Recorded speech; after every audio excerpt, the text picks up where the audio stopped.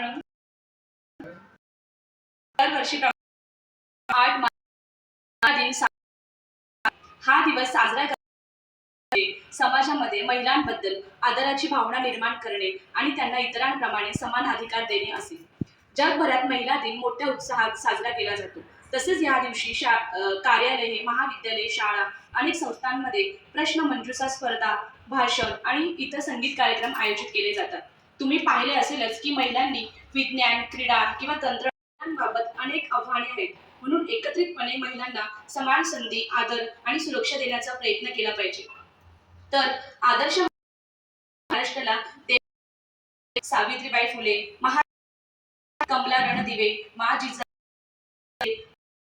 कमी पडतील आहोत अशा ज्यांनी आपल्या आयुष्यात वेचून वेचून समाजाला अर्पण केला.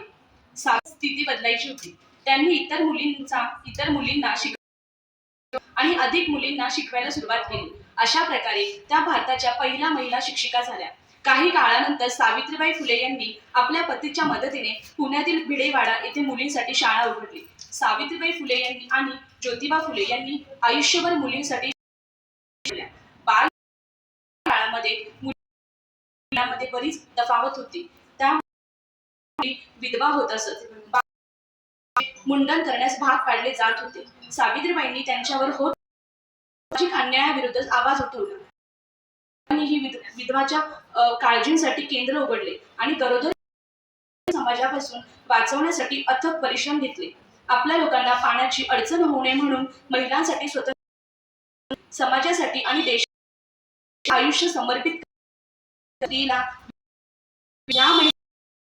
सर्वजण प्रतिज्ञा करूया की आपण महिलांच्या हक्काचे रक्षण करू आणि